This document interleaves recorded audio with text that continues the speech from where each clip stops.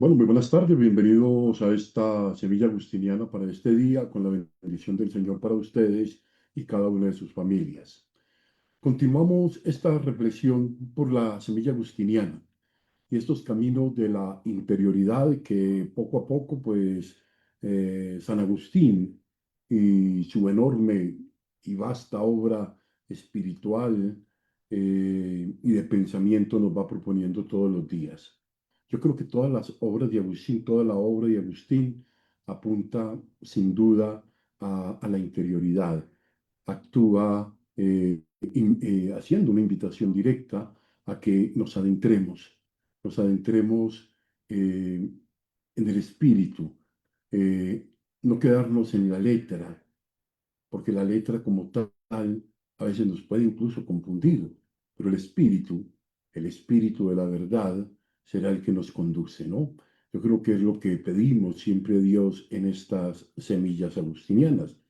Durante unos días vamos a presentar un sermón 82 de San Agustín, un sermón que nos habla eh, sobre esa dimensión de la responsabilidad comunitaria, que bien puede entenderse desde la pareja, desde la familia, desde la comunidad de servicio en la parroquia o en la comunidad más amplia, diócesis, como lo queramos llamar, el ejercicio que se nos propone, que desde la palabra de Dios, Agustín sugiere que actuemos para nuestra edificación, diría yo incluso un poco más, para ese camino a la santidad que todos estamos tratando de llevar.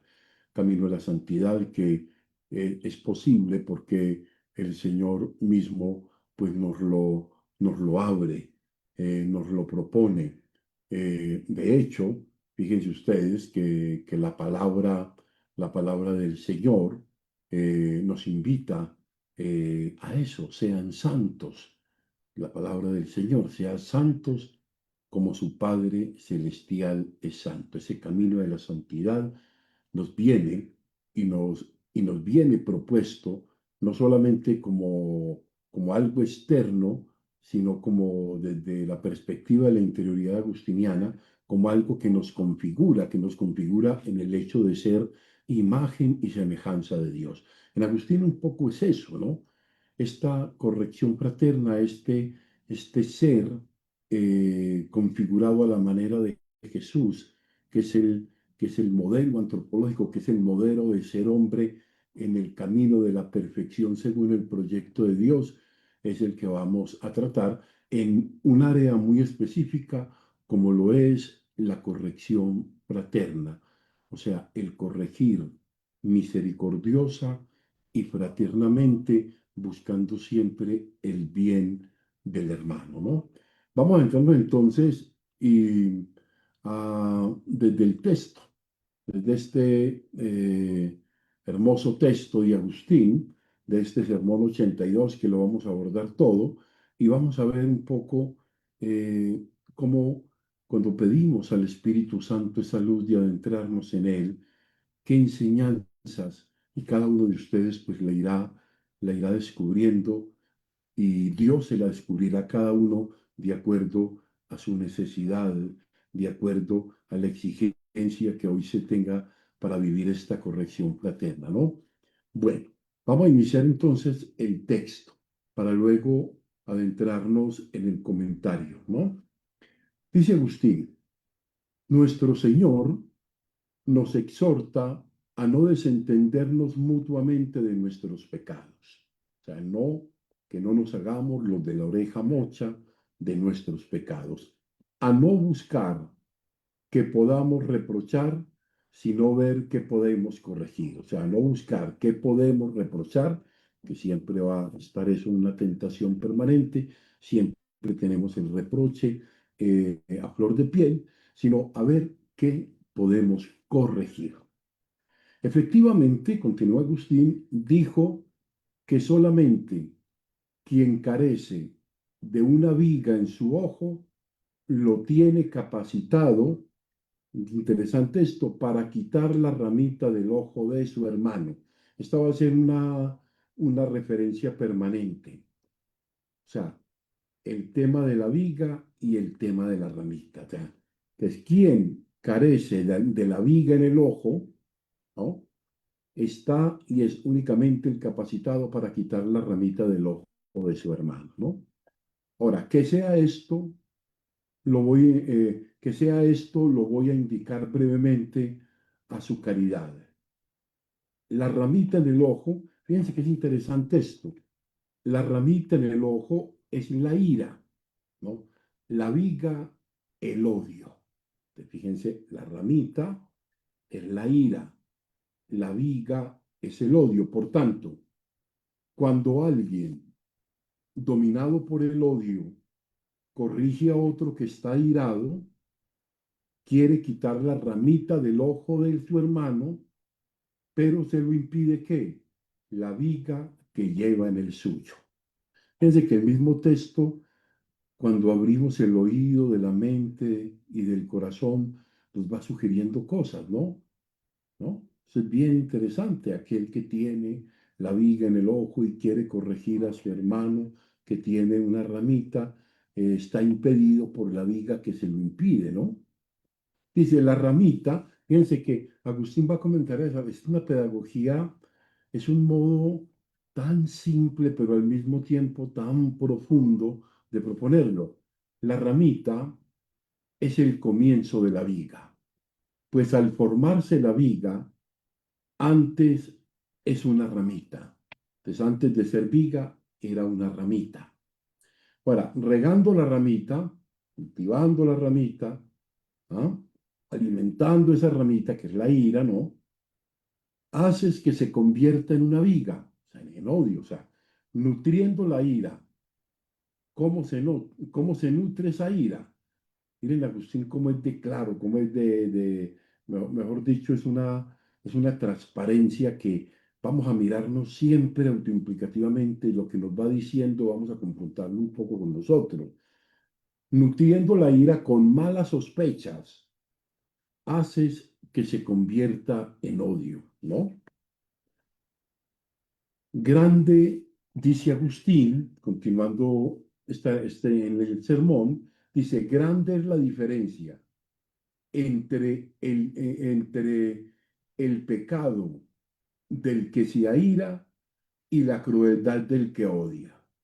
Entonces hay una diferencia entre el que se aira en un momento determinado y una crueldad sin límites del que odia. De hecho, nos airamos, Agustín incluso lo pone en ese escenario tan común y tan de la cotidianidad. Dice Agustín, nos airamos hasta con nuestros hijos, pero ¿dónde se encuentra uno que odia a los suyos? Hay un momento de ira, de enojo, de rabia con los hijos, con un hermano, con un ser frecuente, pero ¿dónde se encuentra uno que odia a los suyos? Dice, hasta las mismas bestias, a veces, una vaca airada por cierta molestia que le causa su ternerillo al mamar, lo aparta de sí, pero lo envuelve en sus entrañas de madre. O sea, la molestia está ahí, el enojo está ahí, y utiliza el ejemplo de la misma naturaleza de los animales, ¿no? O sea, da la impresión de que le molesta tenerlo al lado cuando lo aparta, ¿no? Pero si le falta, lo busca, ¿no? Hay un momento de ira, hay un momento en que es necesario apartar, pero el momento en que le falta, lo busca, dice Agustín. Dice, ni siquiera nosotros castigamos, dice Agustín, a nuestros hijos, si no es airándonos en cierta medida y enfadándonos, pero no los castigaríamos si no los amáramos. Fíjense que aquí relaciona el castigo con el amor, castigo que debemos irlo entendiendo como corrección, ¿no? O sea, no todo el que se aira odia. O sea, no todo el que tiene un momento de ira odia. Hasta tal punto es cierto que a veces, dice Agustín, El no airarse con una persona aparece más bien como prueba de odio hacia ella. Qué interesante esto. El no airarse con una persona puede incluso interpretarse como una prueba de odio hacia ella. Hay momentos casi que, como dice Agustín ahí, casi que es necesario un cierto airarse para corregir, para mover al otro de su zona de confort o de su anquilosamiento, ¿no? Ahora, suponte, dice Agustín, en efecto, que un niño quiere jugar en el agua de un río. Agustín es muy gráfico en el tema de los sermones, siempre utiliza esos ejemplos fáciles de entender, con el que nos conectamos rápidamente. Dice que un niño quiere jugar en el agua de un río, en cuya corriente puede perecer, en un lugar donde el niño se puede ver expuesto. Ahora, si tú lo ves y lo toleras pacientemente, lo estás odiando. O sea, tu paciencia significa para él muerte si lo dejas expuesto, si no reaccionas frente a ese peligro. ¿Cuán preferible sería que te airases y lo corrigieses antes de permitir que perezca por no enfadarte con él, ¿no? Luego, ante todo, hay que evitar el odio, dice Agustín, hay que evitar el odio, hay que de arrojar la viga del ojo, ¿no? O sea, una cosa es que uno airado se exceda, fíjense, es una cosa que lo hemos experimentado permanentemente, se exceda en alguna palabra que borra después con el arrepentimiento. Y otra, el mantener insidias guardadas en el corazón. Fíjense ese modo, el que tiene Agustín de inspeccionar el modo de sentir del propio corazón, ¿no? Que a veces lo guardamos, lo cultivamos, lo consentimos y nos llenamos de enojo y de rabia, ¿no?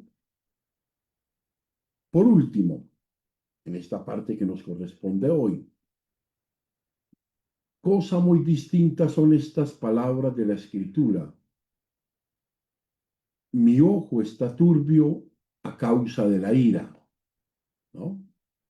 De lo otro, en cambio, se ha dicho, quien odia a su hermano es un homicida. Fíjense, vamos a repetir esto.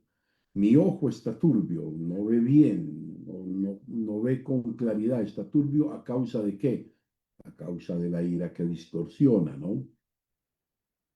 Y la otra es diferente. Quien odia a su hermano es un homicida, es un asesino. O sea, grande es la diferencia entre el ojo turbio y el apagado, ¿no?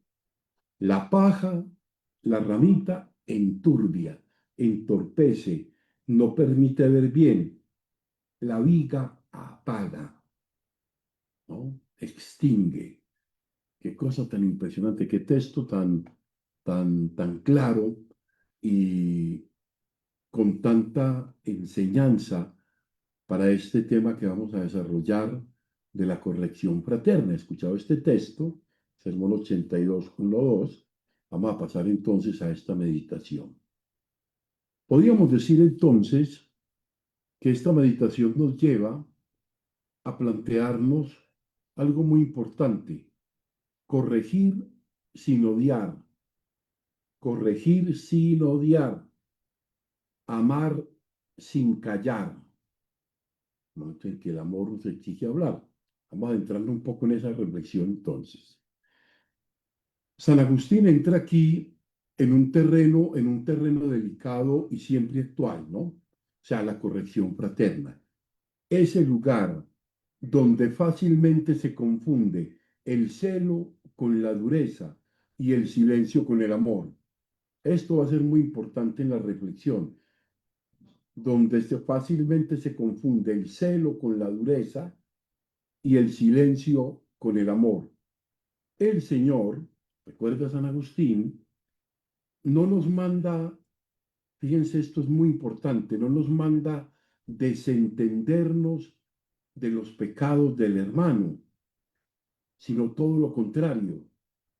Nos exhorta a mirarnos, como decía el comienzo de la reflexión del sermón, a mirarnos mutuamente con responsabilidad. Pero pone una condición radical, y esta condición es la que creo que nos sirve a todos, y es el primer paso, es el primer nivel de la perfección de este camino. La primera condición radical es mirar primero el propio ojo, mirarnos primero a nosotros mismos, mirar primero nuestro propio ojo. Esta imagen evangélica es muy conocida, pero Agustín la afila con precisión quirúrgica. Este es preciso el modo como Agustín la va proponiendo para que ella entre a tocar nuestro corazón. O sea, la ramita en el ojo es la ira, la viga es el odio. Y Agustín lo venía diciendo en el sermón. O sea, no son lo mismo, aunque de alguna manera estén como medio emparentadas, ¿no? O sea, la ira puede ser pasajera. Uno le puede dar un enojo de un momento a otro, de una rabia, ¿no?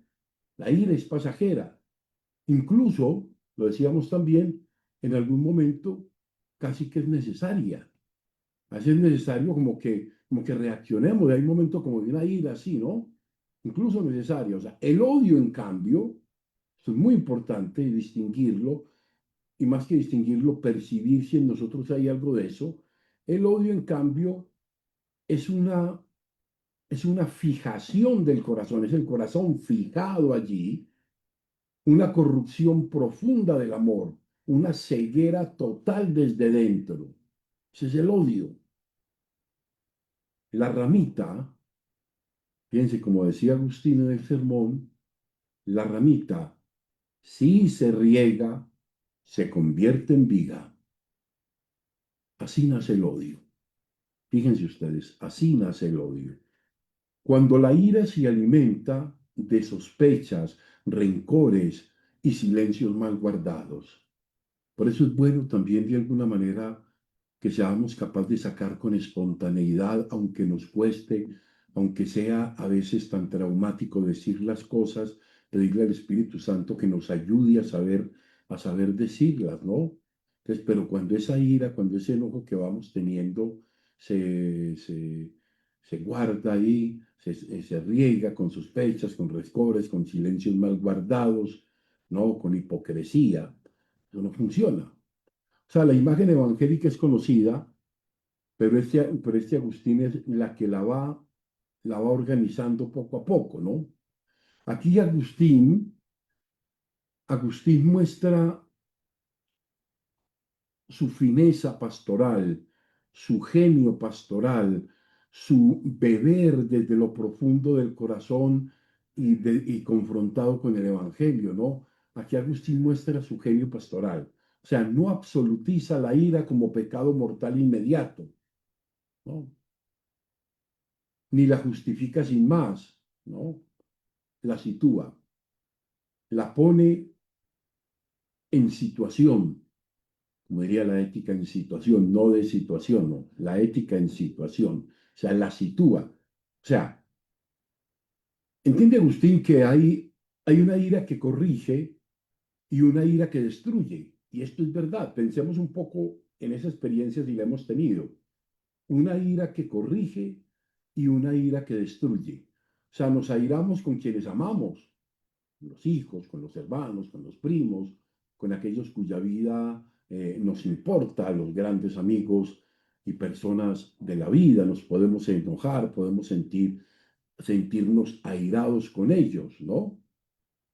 Con aquellos cuya vida nos importa, ¿no? Fíjate que eso está muy relacionado con este sentido. El ejemplo de la madre, incluso de la bestia, es conmovedor, o sea, aparta el ternero, parece rechazarlo, pero si falta, lo busca, hey, está ahí atenta, ¿no? O sea, la corrección auténtica siempre guarda esta tensión, duele pero protege. Qué interesante esto.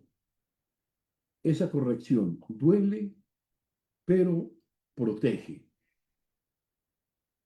La clave está en el amor, definitivamente, y vamos a ver cómo lo vamos desarrollando.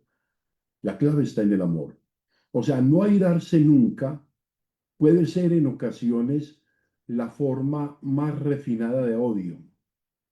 O con esto, no airarse nunca, no juzgarse nunca puede ser una forma muy refinada de odio, amor. ¿Por qué? O sea, tolerar pasivamente que alguien camine hacia su perdición por comodidad, por miedo al conflicto, por falsa paz, no es misericordia, es abandono. San Agustín es claro y valiente. O sea, dejar al niño jugar en el río por no enfadarse con él es permitir su muerte. Dejar al niño bañarse en el río sabiendo que está expuesto por no enfadarse con él es permitir su muerte. O sea, mejor una corrección que hiere que un momento de silencio que mata. También hay una expresión de Agustín, no recuerdo el texto, donde dice, es mejor, en ciertos momentos es mejor amar con severidad que engañar con suavidad. Pero el límite es nítido. El odio no corrige, el odio mata. O sea, la escritura no se anda en realidad con rodeos. Quien odia a su hermano es un homicida, es un asesino, está claro. Punto y basta. La ira enturbia el ojo, el odio lo apaga.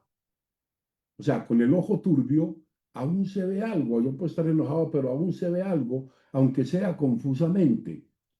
Con el ojo apagado ya no se ve nada. Momento en que podemos estar completamente ciegos. O sea, el que odia ha dejado, y esta cosa que quiero que nos quede muy clara, querida comunidad de la interioridad, el que odia ha dejado de ver al otro como hermano. O sea, esta enseñanza toca de lleno nuestra vida personal, de pareja, familiar y eclesial. En la familia, cuando la corrección se vuelve, eso es muy importante, queridas familias, tenerlo en cuenta, cuando la corrección se vuelve humillación o sarcasmo, en la comunidad, cuando el reproche se convierte con los hermanos en un ajuste de cuentas, en la sociedad, cuando la denuncia pierde todo rastro de caridad, la pregunta decisiva no es si corrijo, sino desde dónde corrijo, desde un amor herido que busca sanar, que podemos sentir esa sensación, ese sentir un dolor herido que busca sanar, o desde un resentimiento prolongado que busca imponerse. Agustín nos ofrece, como buen pastor, nos ofrece un orden justo. Primero es ese doloroso, duro y complejo proceso de arrojar la vida. Luego, ayudar con la ramita.